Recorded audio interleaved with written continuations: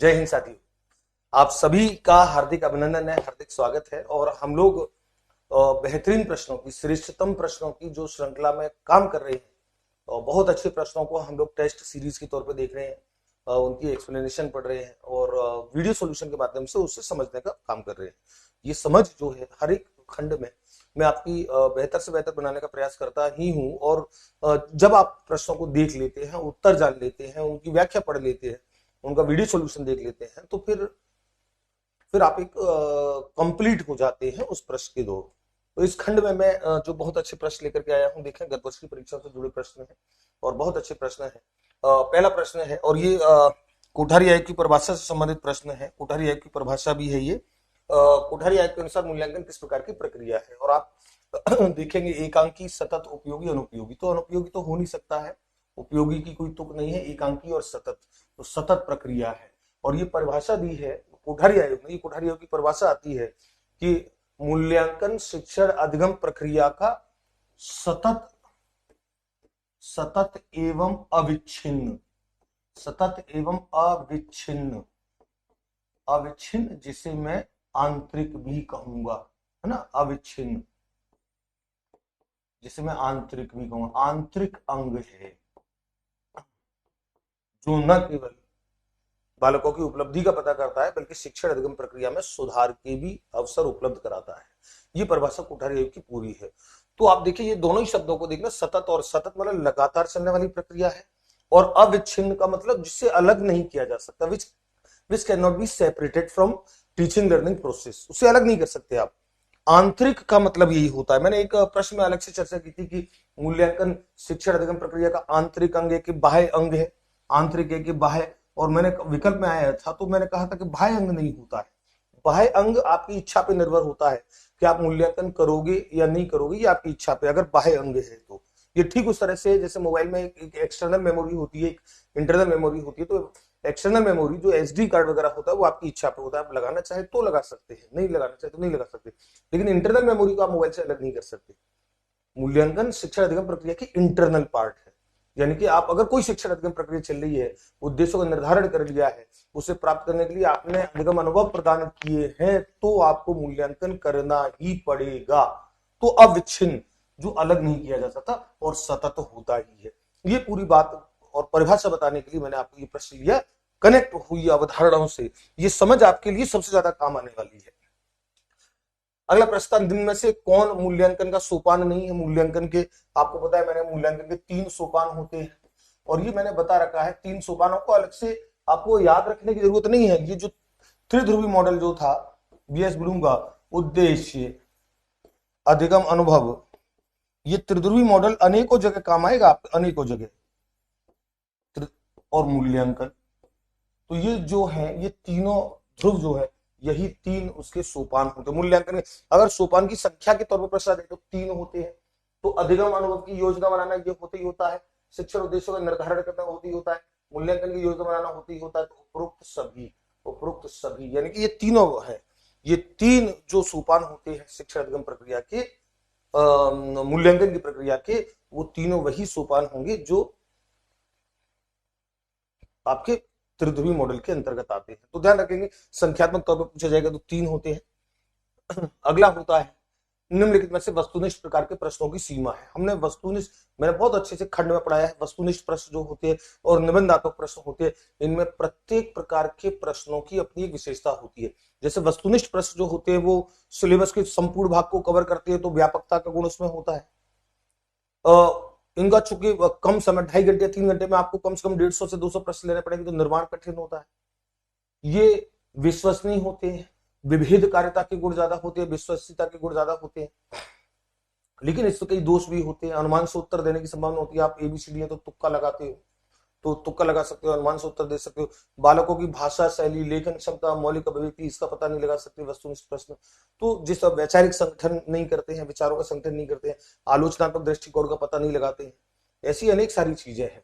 तो वस्तुनिष्ठ प्रश्नों के कुछ अलग गुण है, कुछ अलग दोष है, और निबंधात्मक परीक्षाओं के कुछ अलग गुण है, अलग दोष है। और ये मैंने जब ये खंड पढ़ाया है तो मैंने बच्चों को याद रखने के दृष्टिकोण से सबसे बेस्ट तरीका बताया है कि जो वस्तुनिष्ठ प्रश्नों के गुण है वो निबंधात्मक के दोष बनेंगे, और जो वस्तुनिष्ठ के दोष हैं वो निबंधात्मक के गुण बनेंगे।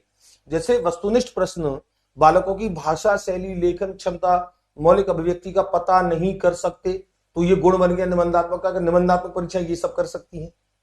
ये ध्यान रखिए, ये खंड मैंने बहुत अच्छे से पढ़ा रखा है।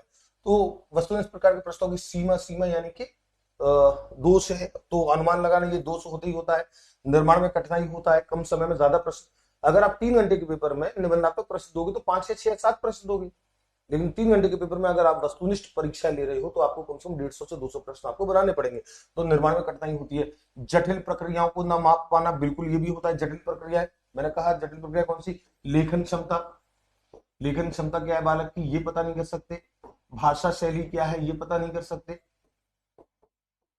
मौलिक अभिव्यक्ति क्या है, ये पता नहीं कर सकते। मौलिक अभिव्यक्ति क्या है, ये पता नहीं कर सकते। ऐसी जटिल प्रक्रियाएं जो होती हैं ये नहीं कर सकती। तो उपरोक्त सभी ये तीनों उसके दोष हैं। वस्तुनिष्ठ प्रश्नों के दोष ही तीनों होते हैं। ध्यान रखें, वस्तुनिष्ठ और निबंधात्मक का दोष और गुण का ये प्रश्न कई बार परीक्षा में कनेक्ट होता है। अगला प्रश्न है, तो उपलब्धि परीक्षण निर्माण में समंकन योजना बनाने का उद्देश्य। जब आप परीक्षण बनाते हैं तो समंकन योजना बनाते हैं, जिसमें आपको कई सारी बातों का प्रश्न पत्र निर्माण में, परीक्षण के निर्माण में ध्यान रखना पड़ता है। तो क्या उद्देश्य होता है? निर्णय संबंधी असंगति को दूर करने में सहायता प्रदान करना। बिल्कुल, आप समंकन योजना बनाती है तो आप ये उस उपलब्धि परीक्षण में डालते हैं जिससे निर्णय लेने में कोई असंगति ना हो बच्चों को। ये इसका उपलब्धि परीक्षण का प्रमुख गुण होता है। प्रश्नों की संख्या निर्धारित आप करते ही करते हो, कितने प्रश्न लेने, वो सब आपको समय और पाठ्यक्रम सबको दृष्टिगत रखते हुए प्रश्नों की संख्या निर्धारित करनी होता है। और छात्रों की कठिनाइयों का निर्धारण करना, काठिन्य निर्धारण होते ही होता है। तो उक्त सभी जो हैं ये उपलब्धि परीक्षण की समंकन योजना, यानी कि जब आप उपलब्धि परीक्षण बनाते हो तो समंकन कैसे करोगे, अंकों का विभाजन कैसे करेंगे, किस खंड को, किस पार्ट को, किस उद्देश्य को, किस प्रकार के प्रश्न को कितना कितना अंक देंगे, ये जो पूरी योजना होती है, ब्लूप्रिंट टाइप, वो आपको उपलब्धि परीक्षण बनाते समय ध्यान रखनी होती है। तो उक्त सभी इसका श्रेष्ठ, ये परीक्षा में आएगा प्रश्न है, उक्त सभी इसका करेक्ट आंसर होगा। सीबीएसई ने किस वर्ष 10वीं की बोर्ड परीक्षा में सतत एवं समग्र मूल्यांकन प्रणाली लागू। ध्यान रखो, प्रश्न 10वीं की पूछ रहा है, 9वीं की नहीं पूछ रहा है। और ये मैं बता चुका हूं आपको सीसी जब मैंने पढ़ाया है कि सबसे पहले सीबीएसई में, मैं सीबीएसई की बात कर रहा हूं, सीबीएसई ने सबसे पहले अक्टूबर 2009 में ये निर्णय लिया कि सीसी लागू करेगी। अक्टूबर 2009, और अक्टूबर 2009 का सेशन क्या बनेगा? सेशन बनेगा 2009-10। तो इसमें 2009 में लागू की, लेकिन क्लास 9 में, केवल क्लास 9 में लागू की थी, क्लास 9 में। और इसके 1 साल बाद है ना, 1 वर्ष बाद, तो 1 वर्ष बाद तो अगला सत्र कौन सा हो गया? 1 वर्ष बाद अगला सत्र हो गया 2009-10 था, ये तो 2010-11, तो 2010-11 में क्लास 10th में लागू की। तो मैं ये बात आपको इसलिए बता रहा हूं, ध्यान रखेंगे कि आपको अक्टूबर 2009 याद रहेगा और आपने 2009-10 टिक कर दिया। 2009-10 आपको विकल्प में मिलेगा जरूर, जिससे बच्चे कम कंफ्यूज हो, क्योंकि उनको तो 2009 याद है, तो सत्र बनाएंगे 2009-10, लेकिन वहां क्लास 9th में ही लागू हुई थी। और ये प्रश्न पूछ रहा है क्लास 10th का, तो सही विकल्प होगा 2010-11, ना कि 2009-10। अगर क्लास, ये प्रश्न आएगा कि सबसे पहले कब लागू की, तो 2009-10 है। सबसे पहले किस क्लास में लागू की? 9th में। सबसे पहला सत्र कौन सा था? 9-10। लेकिन 10वीं क्लास में कब? और राजस्थान का पायलट प्रोजेक्ट, ये भी मैं बता चुका हूं। राजस्थान में पायलट प्रोजेक्ट के तौर पर सीसी लागू हुई, पायलट प्रोजेक्ट में ना, राजस्थान में पायलट प्रोजेक्ट में सीसी लागू हुई, और सीसी लागू हुई 2010-11 में, 2010-11 में।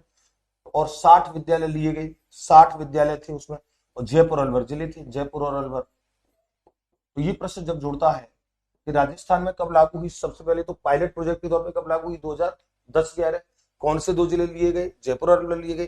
कितने विद्यालय लिए गए? 60 विद्यालय लिए गए, जिसमें 20 जयपुर के थे, 40 अलवर के थे। ये मैंने पढ़ा रखा है। तो ध्यान रखेंगे, सीबीएसई ने 2010-11 में 10th क्लास में लागू की। सबसे पहले लागू का प्रश्न होता तो 2009-10 इसका उत्तर होता। अगला प्रश्न है, मध्यावधि परीक्षा होती है। ये प्रश्न परीक्षा में आया, गत वर्ष आया, 2022 की रीति में आया। और इस पे भी मैंने जैसे कहा कि चर्चा हुई थी, शायद हमारी कहीं किसी खंड में। मध्यावधि परीक्षाएं जो होती हैं, मध्यावधि परीक्षाएं यानी कि अर्धवार्षिक परीक्षा जैसे हम बोलते हैं, हाफ ईयरली जिसको हम बोलते हैं, या मिड टर्म जिसको हम बोलते हैं, मिड टर्म, और आपको ये तय करना पड़ेगा। मैं इस बात को समझा चुका हूं कि हर वो परीक्षा जो सुझाव के तौर पे ली जा रही है, बच्चों को शिक्षण अधिगम प्रक्रिया की प्रभावशीलता दुरुस्त करने के दृष्टिकोण से ली जा रही है, बच्चों को अधिगम अंतराल कहां पर है इस दृष्टिकोण से ली जा रही है वो परीक्षा, तो वो संरचनात्मक आकलन होगा और उसका उद्देश्य बालकों को उपलब्धि, ग्रेड या अंक प्रदान करना नहीं होगा। लेकिन चूंकि मिड टर्म एग्जाम में बच्चों को अंक दिए जाते हैं और वो अंक उनके फाइनल रिजल्ट में काउंट होते हैं, इसलिए मध्यावधि परीक्षाएं योगात्मक आकलन होती है, संरचनात्मक नहीं होती है। ये आपको ध्यान रखना पड़ेगा। योगात्मक आकलन हर वो होगा जो एक अवधि की समाप्ति के बाद लिया जाएगा और अच्छा दौरान लिया जाएगा तो संरचनात्मक है। तो बच्चे कहते हैं कि sir mid term exam, half yearly exam दौरान ही तो है, वर्ष के बीच में ही तो है, अंत में तो नहीं है। हाँ, वर्ष के बीच में है, लेकिन वो एक 6 माह की अवधि के बाद भी है। लेकिन बात ये नहीं है आप उसको बीच में और अंत से डिसीजन मत लो। आप तो ये देखो कि अर्धवार्षिक परीक्षा, मिड टर्म परीक्षा के अंक क्या अंतिम परिणाम में शामिल होते हैं, और इस प्रश्न का उत्तर है हाँ होते हैं। और अगर होते हैं तो फिर वो संरचनात्मक होंगे ही नहीं, फिर वो योगात्मक होंगे, क्योंकि संरचनात्मक आकलन कभी बालकों को अंक, ग्रेड प्रदान नहीं करते, वो केवल सुझाव, योजना बनाने के, प्रभावशाली बनाने के दृष्टिकोण से दिए जाते हैं, फीडबैक लेने के दृष्टिकोण से किए जाते हैं। तो संरचनात्मक मैंने बताया, संरचनात्मक मध्य में लिया जाएगा, बीच से लिया जाएगा, फीडबैक के लिए लिया जाएगा, बच्चों की कमजोरी के क्षेत्र पता करने और उसके अनुसार योजना बनाने के लिए किया जाएगा, निदानात्मक बालकों की त्रुटियों और उसके कारणों का पता लगाने के लिए किए जाते हैं, ये उपलब्धि परीक्षण के बाद होते हैं। और प्रमाणीकृत परीक्षण में होते हैं जो एक स्टैंडर्ड, जैसे मानकीकृत भी जिन्हें बोलते हैं, जिसमें निश्चित एक तरीका होता है और वो सब जगह यूनिफॉर्म होता है, सब जगह समान होता है। तो सही विकल्प होगा योगात्मक। ये प्रश्न आया था 2022 की रीट में, तो बहुत अच्छा प्रश्न है, ध्यान रखेंगे। मैंने कारण फिर बता दिया, फिर कारण ध्यान रखना, और अगर आपने कहीं से गलत पढ़ा है तो उसको सुधार लेना। हर वो परीक्षा, हर वो आकलन जो बालकों को अंक, ग्रेड प्रदान करे, उपलब्धि प्रदान करे, चाहे वो बीच में क्यों ना लिया जा रहा हो, चाहे वो अंत में क्यों ना लिया जा रहा हो, वो योगात्मक होगा, वो संरचनात्मक नहीं होगा। संरचनात्मक केवल और केवल सुझाव देगा। चलिए अगला प्रश्न है, मूल्यांकन का निकटतम संबंध होता है विषय वस्तु से, मूल्यांकन की प्रावधानों से, उद्देश्यों से, सीखने की क्रियाओं से। और ध्यान रखेंगे ये प्रश्न परीक्षा में कई बार आया है, मूल्यांकन का निकटतम संबंध उद्देश्यों से होता है, वही त्रिध्रुवी मॉडल है, उद्देश्य अधिगम अनुभव और मूल्यांकन। और प्रश्न है कि मूल्यांकन का निकटतम संबंध किससे होगा, इससे होगा, मूल्यांकन इससे होगा या इससे होगा। और ये आपको पता है, हमने परिभाषा दे रखी है मूल्यांकन की, कि मूल्यांकन उद्देश्य प्राप्ति की सीमा तय करने के लिए किया जाता है।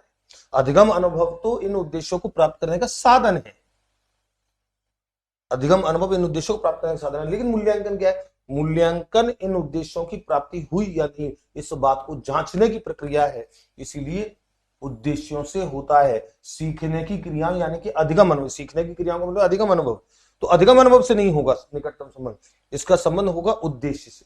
आपने अधिगम अनुभव कौन से प्रदान किए हैं, कौन सी व्यू रचनाएं बनाई है उद्देश्य प्राप्त करने के, इससे मतलब नहीं है। मूल्यांकन तो केवल ये तय करेगा कि उद्देश्य प्राप्त हुए कि नहीं, तो निकटतम संबंध जो माना जाएगा उद्देश्य से माना जाएगा। चलिए अगला प्रश्न है, विद्यालय शिक्षण में वार्षिक परीक्षा से अधिक उपयोगी सतत मूल्यांकन। ये शायद प्रश्न पहले चर्चा में हुआ है, मुझे ऐसा ध्यान है, देख लेते हैं। वार्षिक परीक्षा से ज्यादा सतत मूल्यांकन, यानी कि वार्षिक परीक्षा जो होती है उससे ज्यादा सतत मूल्यांकन है, सीसीई ज्यादा इंपोर्टेंट है। क्यों सीसी ज्यादा इंपोर्टेंट है, और ये मैं बता चुका हूं कि वार्षिक परीक्षाएं जो परंपरागत प्रकार की जो परीक्षाएं होती है उनमें दोष होता है कि वो एक अवधि के बाद ली जाती है और केवल बालकों के ज्ञान की मात्रा का परीक्षण करती है, समग्र परीक्षण नहीं करती, व्यवहार के अन्य पक्षों का परीक्षण नहीं करती वार्षिक परीक्षाएं, वो केवल ये देखती है कि बच्चे ने कितना सीखा है बस। लेकिन सतत मूल्यांकन लगातार चलने वाला मूल्यांकन होता है, समग्र तौर पर चलता है, इससे छात्र अपने भावी करियर की योजना बना सकते हैं। गलत, सीसीई ये नहीं होती है, सतत आकलन ये नहीं होता है, सतत आकलन ये नहीं होता है। इससे बालक की अभिवृत्तियों एवं मूल्य प्रणालियों में होने वाले परिवर्तनों को आसानी से जाना जा सकता है। एग्जैक्टली ये उत्तर है इसका, बालक की अभिवृत्तियों और मूल्य प्रणाली को आराम से जान सकते हैं। इससे शिक्षण अधिगम रोचक और प्रभावी होता है। नहीं, रोचक प्रभावी की बात नहीं है, ये भी नहीं है, तो करेक्ट विकल्प होगा बी, इससे बालक की अभिवृत्तियों और मूल्यों का, मूल्य प्रणाली में होने वाले परिवर्तनों का पता चलता है। तो विद्यार्थियों ये आपको ध्यान रखना बहुत अच्छा प्रश्न है ये। अगला प्रश्न है, निम्नांकित में से किस विकल्प द्वारा डिस्कैलकुलिया का निदान संभव नहीं है?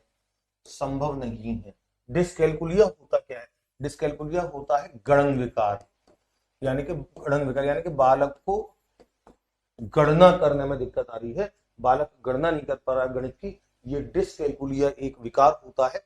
जैसे डिसलेक्सिया जो होता है वो पठन विकार होता है, डिस्ग्राफिया लेखन विकार होता है, डिस्कैलकुलिया गणन विकार होता है। तो ये गणन विकार का पता कौन सा परीक्षण? उपलब्धि परीक्षण।